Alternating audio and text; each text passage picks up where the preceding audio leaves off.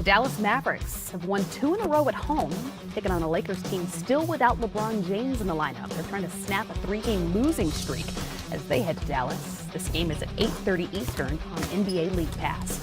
So for more on this matchup, we're going to welcome in Mavericks radio play-by-play announcer Chuck Cooperstein. Thank you so much for joining us. First, let's discuss this not-so-close Rookie of the Year race. What has impressed you the most about Luka's play this season? Well, I mean, obviously, the poise of a 19-year-old, you don't see this very often. But I think, more importantly, it is his strength. He's stronger than I think he looks, so that he can get pretty much anywhere that he wants to go to on the floor. And the other thing is, and Kevin probably knows this as well, having played with Larry Bird all those years, is like the harder the shot, the more he wants to take that shot. And the more likely he seemingly is that he will make that shot. Like the one that he made the other night at halftime in Boston. The one he made at Portland to put the game in overtime. It just seems like the crazier the shot, the more he enjoys it, and the more likely it seems like he's going to knock it down. Well, we've talked a lot tonight about the parity in the Western Conference through these first 40 games. The Mavericks sit outside the playoff picture in 13th, but with that parity, a playoff push is possible. What do you see as a realistic expectation for this team? I think right now you're looking at playing important games in March. That would be a massive step forward for this team, given that the last 2 years they began the year 2-14 and 2-13. Playing important games, getting those young guys, especially Luka and Dennis Smith, the experience that they're obviously going to need to play in even bigger games down the road is the most important. If they want to be serious playoff contenders, they're going to have to try to find a way to win on the road. They have the worst road record in the league right now, obviously tied for the fewest home losses in the league. So these 2 games that they have tonight against the Lakers and on Wednesday against Phoenix are games that they absolutely have to have while they try to sort out whatever it is that's keeping them from winning on the road. So I've been told I only have one more question with you. So I could obviously ask about that road record. I could obviously ask about keys to beating the Lakers. But I just want to know a favorite Dirk moment, favorite Dirk story as we're all weeping watching him hang him up this season. Well, my favorite Dirk story is from my first year with the team at the end of the 2006 season. We had played in Los Angeles, won a game. Dirk hit a shot to win the game on a night where nobody was making anything, but he made one with a half second to go to win. We travel up to San Francisco and get to the hotel, and the equipment truck comes, and all of us iguana types always help unload the equipment truck.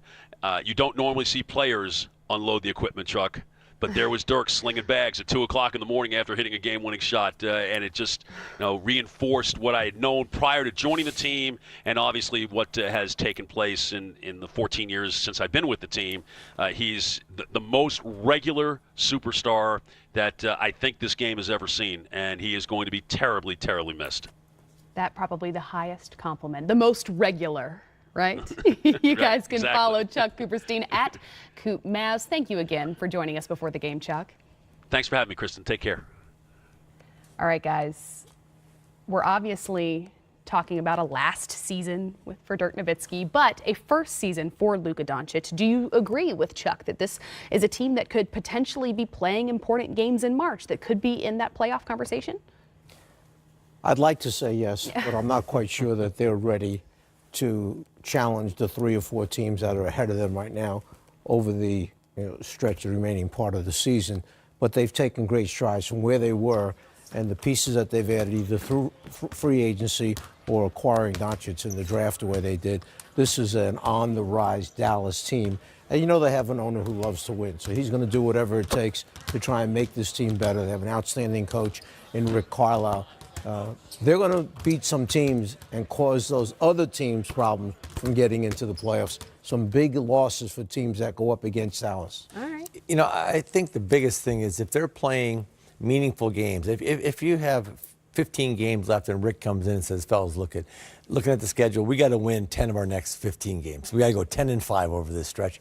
And they're meaningful games because in the playoffs, you play meaningful games. I've seen so many young players just take games for granted. You know what I mean? They kind of come out and it's a win tonight, we lose tonight, whatever. You need to play in meaningful games for these young guys. I'd love to see Doncic play in these meaningful games, along with Smith. DeAndre Jordan was a great pickup for them. Barnes has played so well for them. They're creating a nice little nucleus of guys. Dirk, unfortunately, is too old to stay in that. He's if Dirk makes one or two one-legged step back bank shots a game, everybody would be happy on his hey, we love you, but you're going away tour.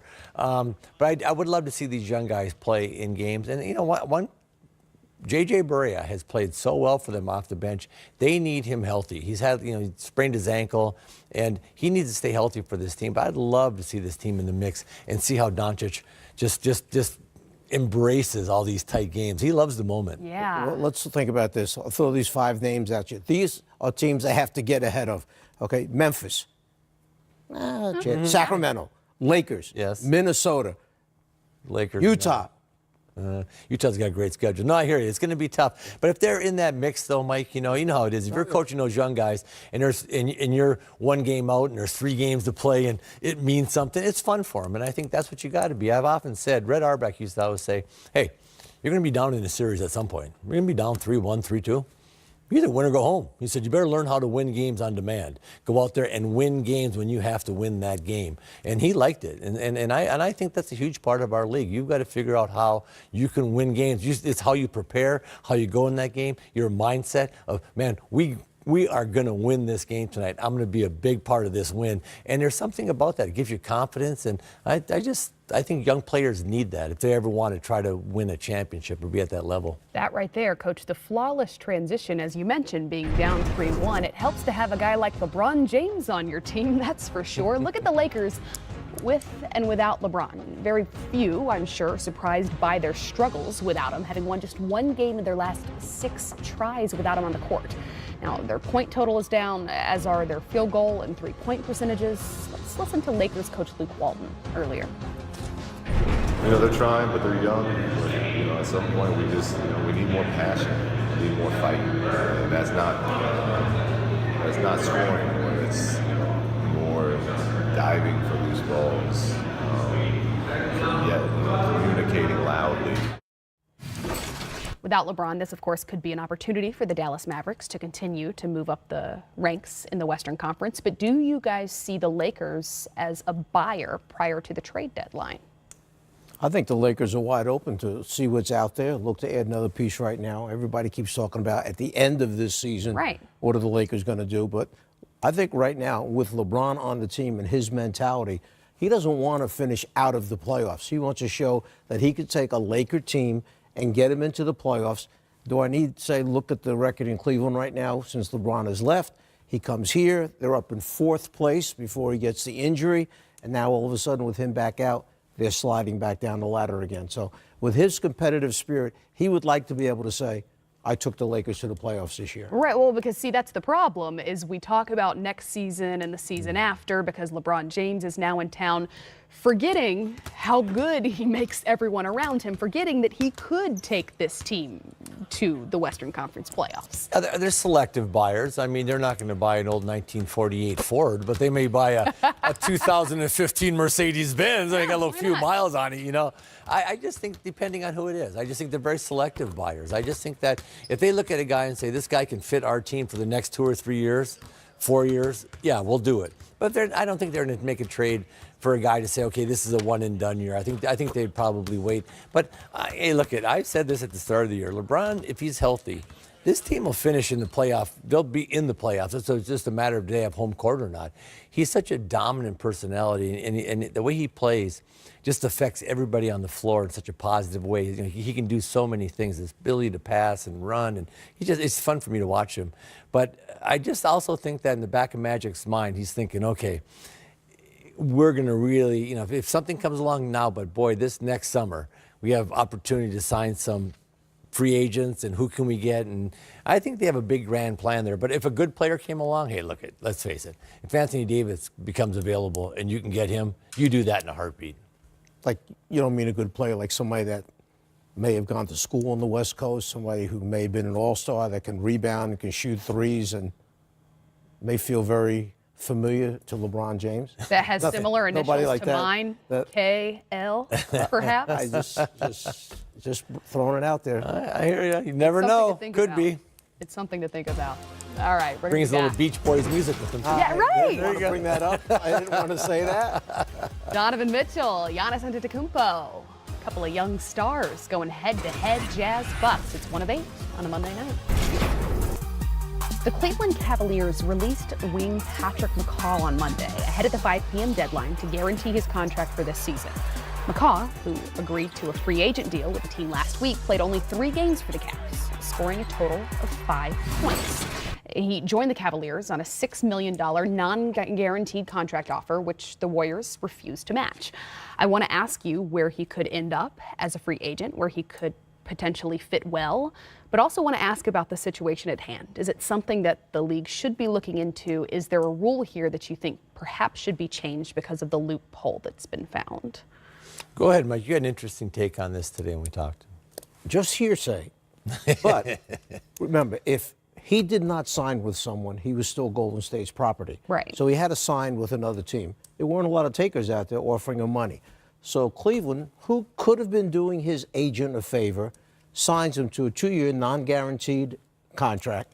Now, the day before, legally they can do this, they waive him. Well, guess what? He's now a free agent.